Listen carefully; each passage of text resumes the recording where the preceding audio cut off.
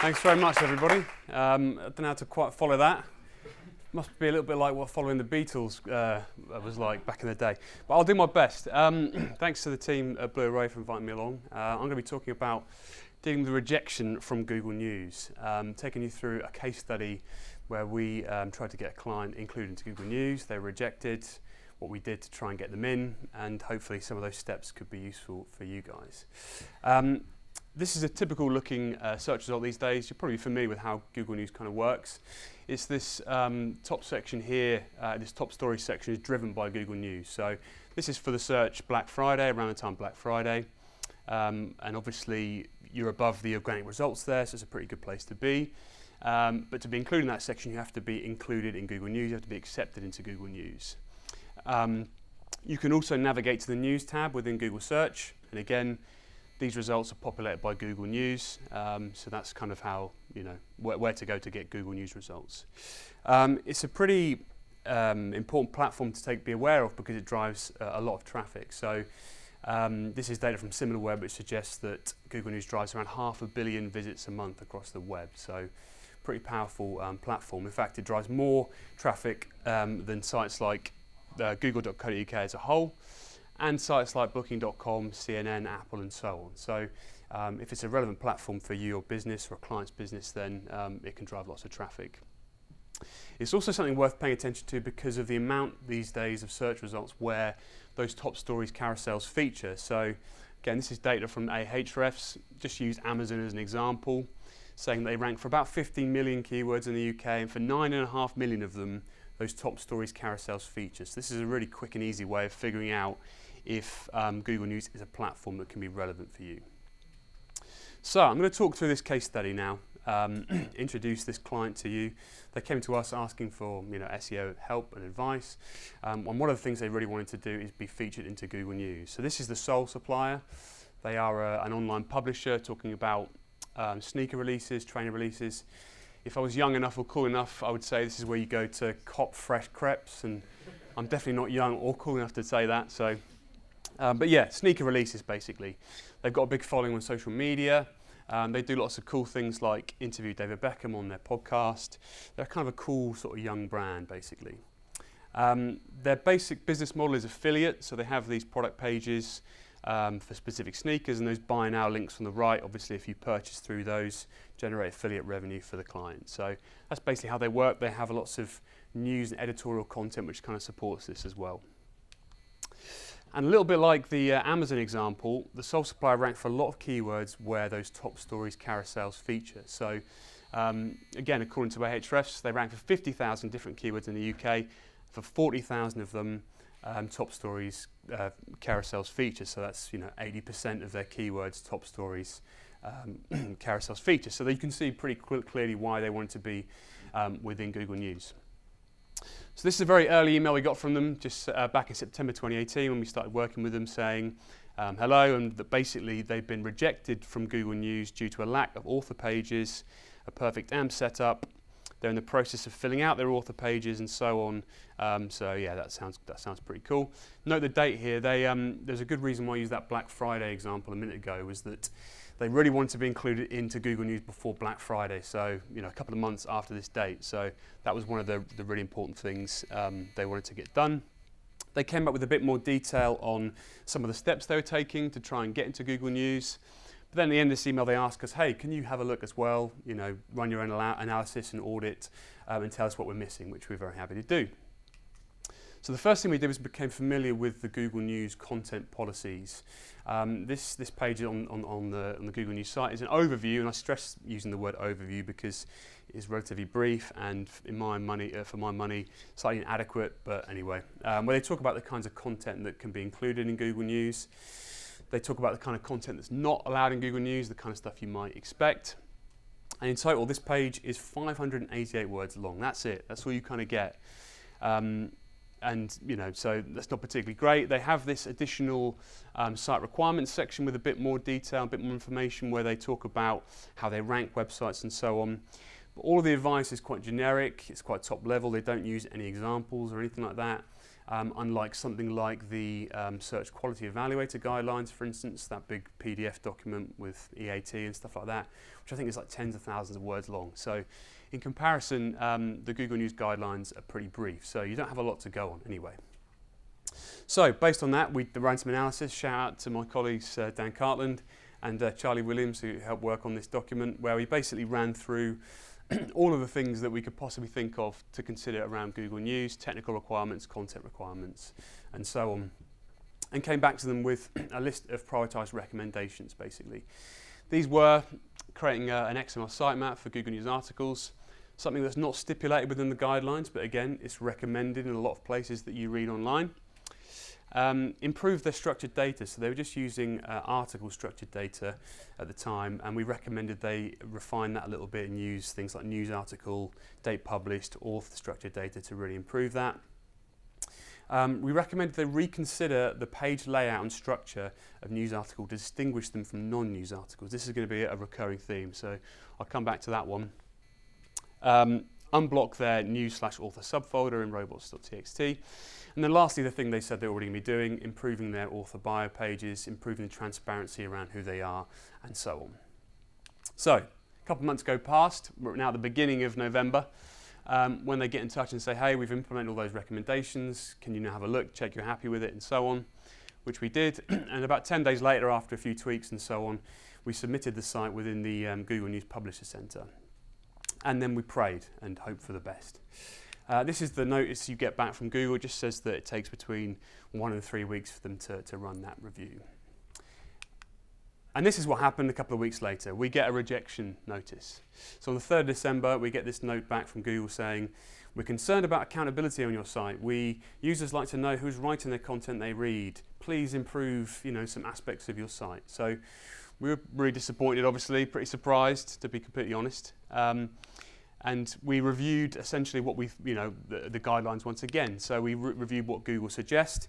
We compared the client directly against these points and felt we kind of ticked all these sorts of boxes. So we were a bit confused about sort of where to go next. And we went back to the client with these two kind of statements that there are either further considerations not included in the guidelines, or the guidelines do not accurately portray the requirements to be accepted, which in either case is going to be kind of frustrating, because you think, in theory, everything that is being measured, in these review processes should be included in the guidelines.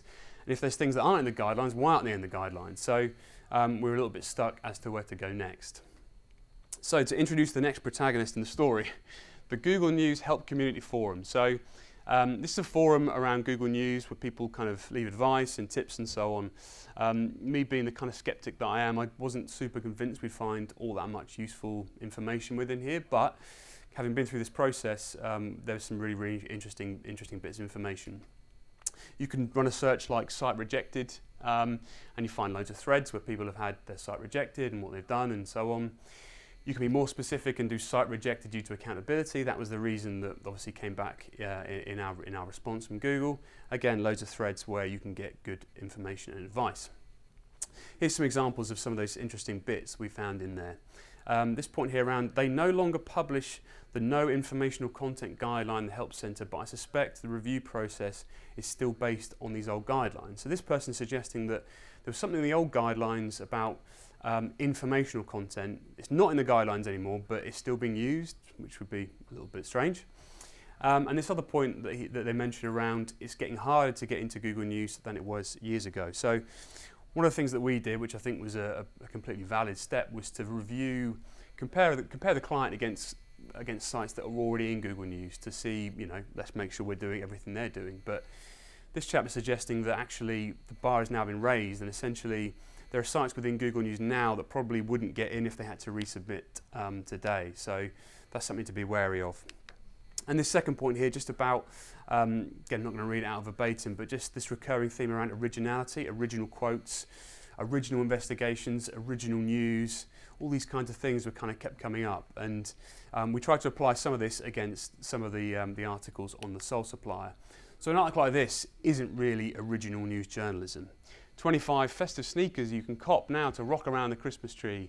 That's a perfectly fine piece of, seasonal fluff, nice fun list that people can share and so on. but it's not really news, as it claims to be. If you look at the URL, it sits within the news subfolder, it's marked up as a news article, but it's hard to really justify the fact that that is actual news. Another example from the forum. I would suggest separating your news from your non-news content by using separate categories for each.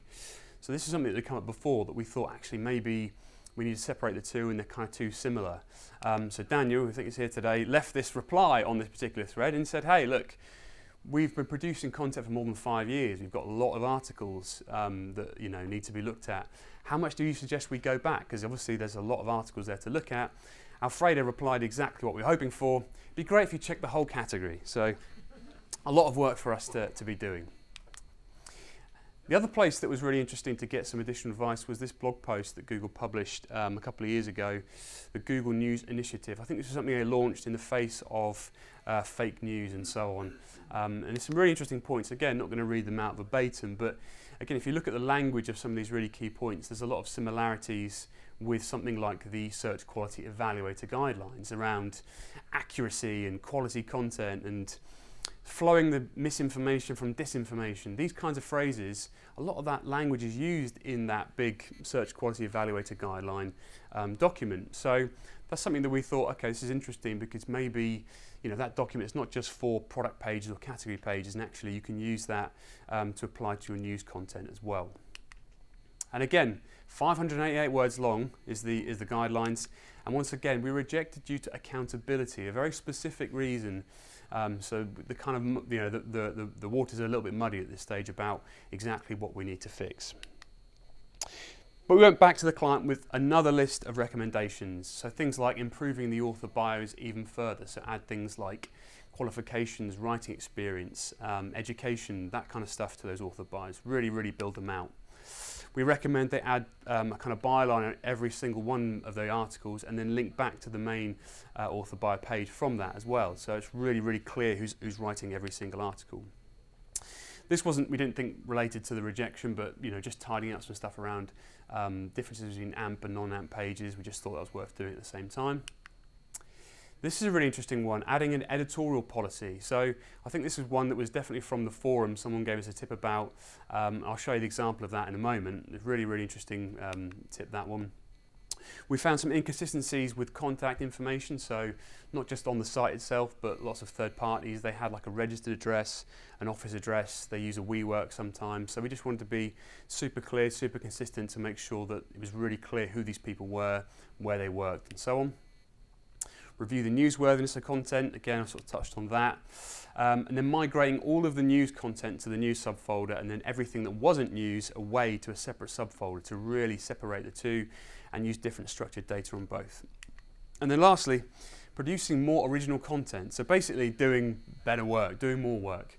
Something that dawned on us really for this process was that the sole supplier, a lot of their news isn't really their news. If Nike or Adidas launch a new sneaker, that's their news really, isn't it? And actually the sole supplier's news was re-reporting on someone else's news. So to really be seen as like thought leaders in the industry, we recommended they invest in producing their own news so that you could really feel like they justify being included into Google News.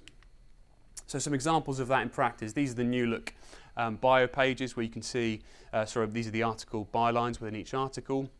And they link back to the main author bio page. So you can see here we've included information around where this guy went to uni, first class honours, well done, and also all sorts of stuff about where he's written previously and so on. This is the editorial policy. So this is something that we wrote ourselves. Went through about a dozen different editorial policies to figure out the kind of stuff that needs to be included in them. But a really nice tip, we included stuff around editorial process and so on. And a lot of this was information that the client has internally anyway, because they give these to their writers when they're training them up, how to write content for them and so on. But now we're just putting it on show. We're actually putting it on the website, linking to it in the footer, showing Google, showing users really who we are and our core values basically. So the 18th of March 2019 was the day where everything was uploaded. We were happy with how things looked and so on. And we resubmitted into the Google News Publisher Center, and then we prayed and waited once again. Any guesses as to what happened next? Site rejected. 3rd of April 2019. For precisely the same reason, we're concerned about accountability on your site. So really, really frustrating and baffling response, basically. It led us to these kind of two statements we went back to the client with. We felt we'd gone above and beyond in the accountability stakes. We felt it was really clear now who they were and so on, and we felt like we can't really do any more. So the second part of that long paragraph is essentially that what the bigger worry was that Google fundamentally has a bigger issue with who the sole supplier are, their business model, the fact they just don't really think that they're a proper news website, and no amount of tweaking to author bio pages is really going to make any difference.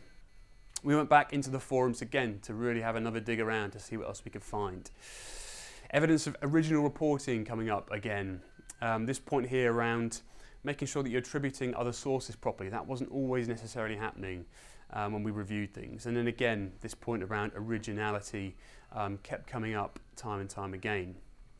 If you're primarily rewriting news from other sites and press releases, this is going to be considered aggregated content, not original reporting. So starting to get worried that they're guilty of this problem. And then lastly here, accountability isn't just checking boxes and moving on to other factors. It's a big picture. You know, accountability is something that can run through everything you do and who you are. And it kind of goes to a deeper level. It's not just about having author bios. It's really being transparent of who you are at a deeper level. And perhaps that was a fundamental issue that was holding the client back. So I took the last ditch step of leaving another thread on the forum where I basically said, look, our site's been repeatedly rejected for accountability. I listed some of the changes we've made and used some specific examples and asked for any help, and we started getting some replies. Aman Shams, I tell you the main reason they just don't want to add small websites like us. I'm feeling very demotivated and removing my interest from journalism. Very, very frustrated as well. I mean, I completely agree with you. This guy just kind of said, please help me, what is problem? I wish I knew the answer to that one. This guy kind of rinsed us. In my opinion, the main issue is there is no news. So brutal in the forums. This guy kind of got it and left a long reply, just kind of explaining that he also sees sites within Google News that probably shouldn't be there. And as I touched on earlier, there are probably sites that got in when the bar was lower and now the bar's been raised. And he was basically saying, look, you're not going to win that fight. So it might just be that you have to kind of suck it up and accept the fact that you're never going to be included, which is a pretty depressing feeling. So at this point, we're really on the verge of giving up, really struggling to know what else to tell the client. It feels like doing another round of recommendations, another audit is going to be a bit of a waste of time, so don't really know what to do next, to be really honest. And then a couple of days later, logged into the Google News Publisher Center and see this, the sole supplier, verified, included in the news index. What happened? Very, very weird. Very, very weird. So what happened? Well, I don't exactly know the answer to that question, to be completely honest. We've got three kind of working theories or explanations as to what we think might have happened, probably in this order of likelihood, although it's possible that more than one of them is at play. So the first one is that the rejection that we reported on was actually premature and a bit of a mistake, and was actually the rejection that we got the first time round. So we think it's possible there was some sort of notification that was sent prematurely, and the rejection we saw was the old rejection. It feels particularly possible this was the case because it was the same reason it was given, and we felt that actually because we'd gone above and beyond in the accountability stakes the first time, let alone the second time, it's possible that was just some sort of mistake internally, and actually we were never rejected, and that might explain things. The second one is that there is some sort of secondary review as part of the process where the original review gets re-reviewed. So there's a really interesting article on Business Insider about this. Again, it's not in the guidelines, useful, which explains the process in a bit more detail for a Google News review where firstly an algorithmic review happens. So there are some basic checks made to make sure you have an About Us page, a contact page, and so on. And then once it passes that test, you get 5 manual reviewers who review the site, and 4 out of 5 of them have to agree the site deserves to be included in the index. So it's possible for some reason it tripped a wire on the first one and was rejected for some reason, and then they checked it and like, oh no, this is fine, they deserve to be included. So that's possible, that may well have happened. The third and least likely outcome, and I've only suggested this based on the timelines. Remember, we got the second rejection, then I left that thread on the Google forum. Was that somehow my thread had some sort of impact, and actually Someone at Google saw it and thought, actually, I'll take pity on these poor bastards and have a look. Now, I would love to be regarded as someone of such influence with people at Google, but something tells me that's probably not the case. But we do know that Googlers look at the forum, they do comment on the forum, so it's not inconceivable that somebody saw something and putting a call in somewhere, as unlikely as that probably sounds. So that's it. We got the client into Google News somehow. We're pretty relieved and happy about it, so are they. We learned some useful things along the way, which hopefully might be useful if you ever have to go down this route. The key points being, use those guidelines precisely as guidelines. Don't think that they're the only things that you need to do to be included into the news index. Go above and beyond what's included in the index. So try and cover every single base. Try and do everything you can possibly do. Don't cut corners. I hate the phrase a little bit, but try and 10x it, or whatever. Don't do the bare minimum, essentially. Apply those search quality evaluator guidelines to your news content. As I said earlier, they're not just for product and category pages, so use things like EAT against your news to really measure if you think that stuff deserves to be included. Originality is key, so as we demonstrated, being a publisher, not just being an aggregator of other people's news. So put new stuff out into the ecosystem so it feels like you really deserve to be included. And then lastly, don't be afraid to use those forums. We found some really, really useful stuff in there. And of course, you never know who might be watching at the end of the day. Thanks very much for listening.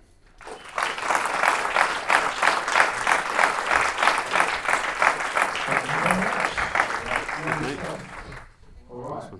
Any questions on that at all? One over here first. So, hi. Hi.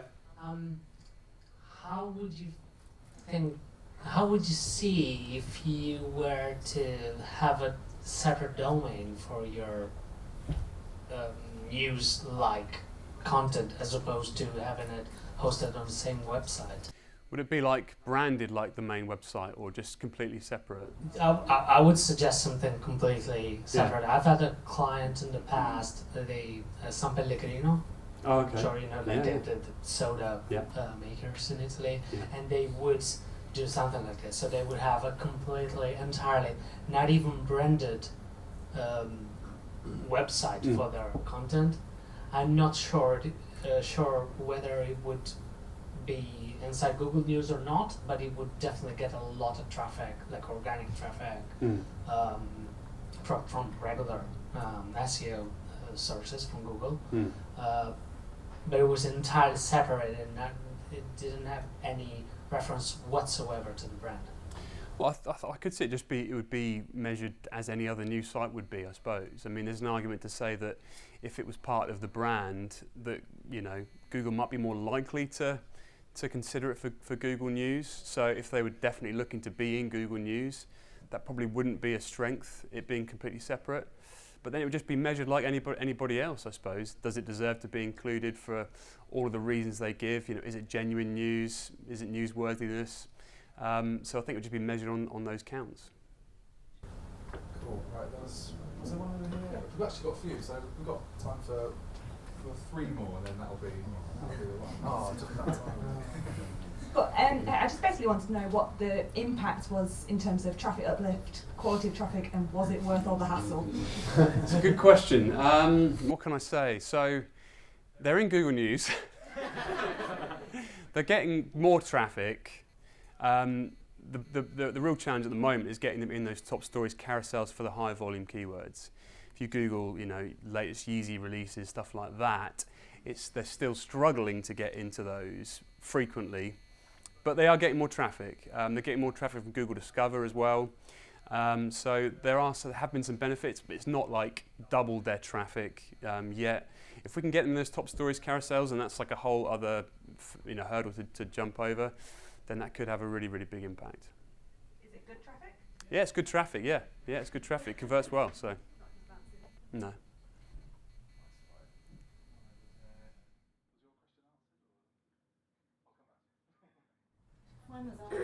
All right. Okay. So oh my God, there's questions all over the shop. There's this guy over here because you had one ages ago. Thanks. My question was covered, but I've got another question. How did you manage to convince your client to keep going with you after like the second rejection? That's genius level, man. Well, that's a good question. Yeah, some good faith, I suppose. I mean, this wasn't the only work we'd done for them. We'd done some technical work, some content link building work. So I suppose that helped to build the trust levels within there. And to be fair, they were reasonable about it in the sense that they knew it was going to be difficult, I think. They were disappointed the first time round. The second time round, I think they're a bit more level-headed around, okay, well, this might never happen for us, So when we got them in there, obviously they're very pleased. But doing lots of other things, not leaving this as the only activity doing for them was a big help. Awesome, right. Well, let's do the rest of them because we haven't had many questions tonight. So Patrick, you're in for one. Your presentation was about inclusion into the news index. Do you find that a lot of the factors that you mention then, once you have been included, affect ranking, appearing within the carousel at the top, progress once you've been included? And are any of them more important than others? Yeah, that's a good question. I think all those factors are factors, and as I said, regarding how much impact that's had in trying to get them in those top stories carousels is an ongoing battle. It's not one we've won yet, to be completely honest. So they need to do more work about building their brand. They need to build more links. They need to be better in every possible SEO facet, I suppose, that helps you rank in the organic results as well. So they're getting there with some of the lower volume, some of the lower competition keywords. But for the super competitive, high volume generics, they're still not quite there. It's still, other big sites like High Snobriety and these kinds of sites that are outranking at the moment. So I think we just need to keep doing what we're doing, basically.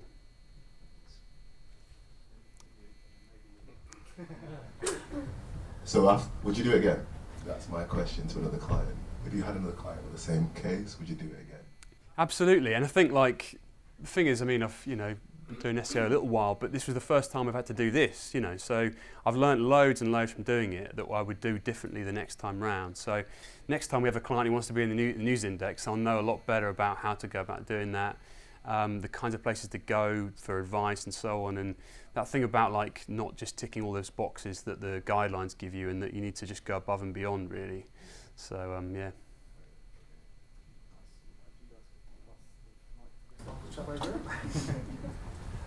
From your research, do you have any understanding of how much news content needs to be produced before it can actually be submitted, and how regularly that news needs to be being produced? I don't on the how much. What you can include in, for instance, like the XML sitemap for Google News has to be stuff published in the last 48 hours. So it's only stuff over the last couple of days. So that in theory could just be one article, I suppose, or it could be many articles. But I don't know in terms of volume. But it's only stuff in the last couple of days you can include in the sitemap anyway. Right, Pat. All right, mate. Wouldn't be a question without you, eh? Yeah, no, I have to ask a question. No, with link building now, are you focusing on building the links? Because building it to individual articles, I imagine, is bloody hard. So are you just building it to the news hub, or are you trying to build it to just build the authority the root domain, or? Yeah, to the news hub, and so we're trying to do things, trying to create sort of campaigns that are the sole suppliers news. It's their own data, or it's data that they've put together, they're publishing. So that's hopefully helping with this. It's hard to measure exactly what impact that has on this stuff, but we're trying to help them in that regard to be more of a genuine publisher. People who are breaking their own stories and not just reporting on other people's stories. So trying to attract links to the news hub definitely is what we're trying to do. All right, great questions, pretty good answers, mate. Got away with it, yeah. All right, yeah, congratulations. Thank you.